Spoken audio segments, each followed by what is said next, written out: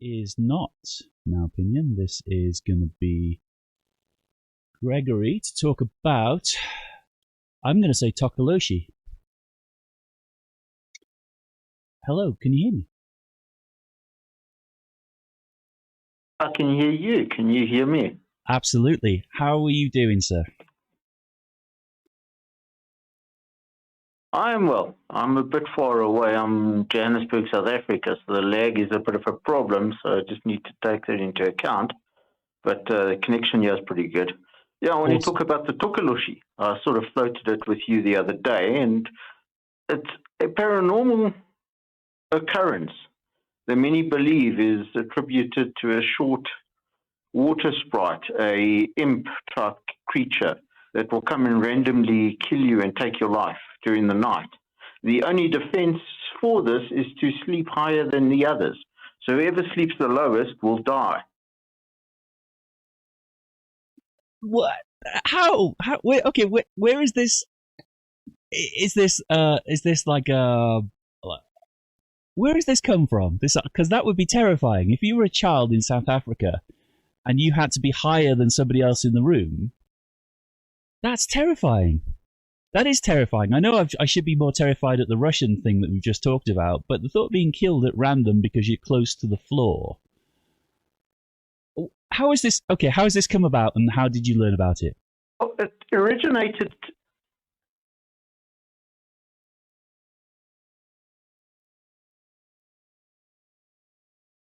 Oh, I think we've lost you there.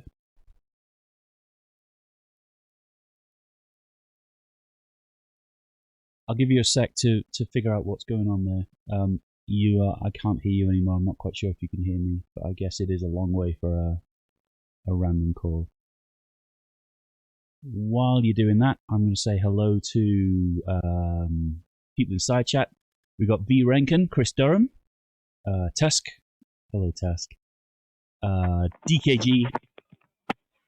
And that sounds like Greg back. Gregory. And Seek Truth. Hello, Seek Truth. Yeah, I don't know what happened there. Sorry, it just faded out. No worries. So, where did this come from, and how did you? The story originates on the east coast of South Africa. Okay. But it's exceptionally widespread, and it's moved past South Africa. So, and I'm going to prove it scientifically still. I did promise you I'd show you scientific facts that it's actually a true story. So people would die at random times and nobody could attribute it. So the story was made up that there was a little impish character that would come and take your life. Because it seemed that people that slept higher up weren't affected. So he must be very short. Nobody quite understood it at the time. The actual explanation is very simple and straightforward. Even today, people would be... You would go into somebody's house and you would see all their beds on bricks, because that's the only defense against this creature, is to place your bed on some cinder bricks or cinder blocks to prevent it being too low. So no matter how high your bed is, you always have to put it a little bit higher to protect yourself from this problem. And this belief has saved thousands and thousands of lives. The actual story is very, very straightforward. People living in round houses with grass thatch roofs, which is very common here, would like...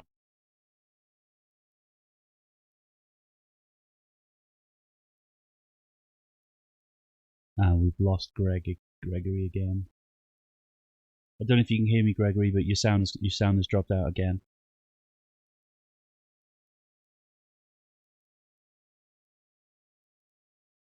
You there? Yes, I can hear you again. Hello? Hello. Sorry, man. It's a bit late. I'm on my cell phone, so no worries. It does fade out. I've just actually connected it to a different connection. No worries. So yes, I don't know where I left off, but yeah. So this little creature would kill you in your sleep, and the only defense is to sleep higher. So even in what you'd call very skeptical families, you'd walk into somebody's house and see all their beds on cinder bricks or paint cans or some form of elevation. Now, the reason for this problem being so bad is actually quite simple. In the traditional houses, which are round houses with grass roofs, if you lit a fire in the middle of the house and there was an inversion layer, for example, or some other atmospheric event, with the oxygen depletion, the buildup of carbon monoxide, those sleeping on the floor closest to the fire would actually end up dying of carbon monoxide poisoning. Nobody would understand it at the time. It wasn't well known to them. So the story of the Tokoloshe came about, and people that took the story seriously and would protect themselves would survive, and many would die from carbon monoxide poisoning that they just wouldn't understand. You've got to understand that this is from the 1800s. There was no education system or anything like that in Southern Africa. It was called the darkest continent for a lot of reasons. Since then, obviously, education and understanding has come about. So yes, the Tokoloshe is 100% scientific, but yet the description might be a bit fanciful and not quite true to science. That's incredible. That's absolutely incredible that something that kind of folklore story has ended up saving lives. That's brilliant.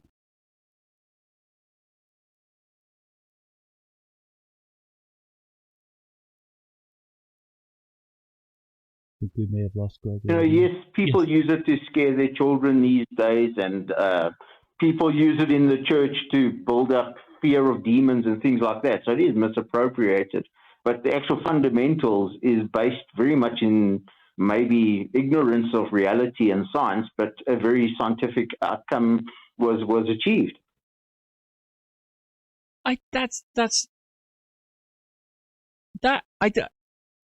think that there is actually you could look at statistics of deaths in South Africa and attribute them to a folklore myth.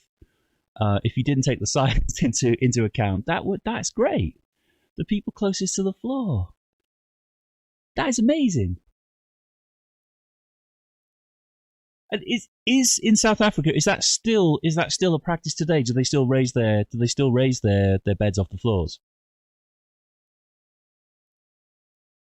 Many people, even in modern housing, obviously we understand what it's about. Many people still adhere to it, and people would put beds on cinder bricks, paint cans, various things like that, just to get a little bit higher off the ground. And it has, people have tales of going into clean up in motels the next morning, and people have slept the night before, and they've gone and fetched paving from the outside and put under their beds, and raised the hotel flooring, the hotel beds, just to protect themselves. And that's superb. That's really, really interesting.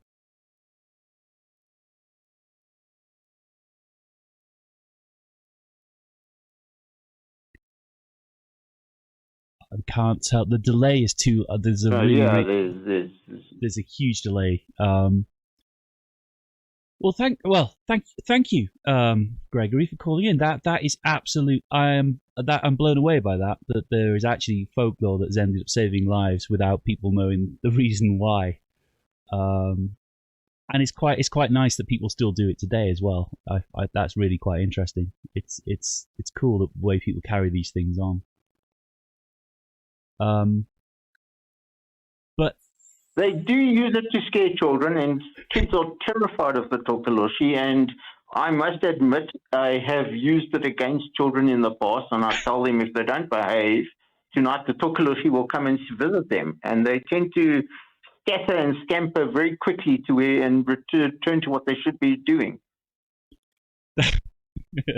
That's superb. Well, thank you, Gregory. That's a really great call, and thank you so much for taking the time to call in as well.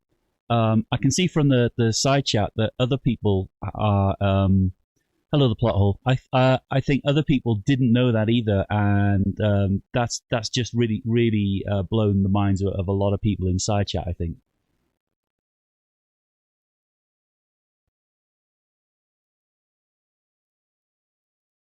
So it's great. Great show. I've been watching. I think I've watched every single one of your episodes so far, and it's very intriguing. It's good fun. It's building slowly, but it only works because people like yourself take time out to call in and tell me what they know.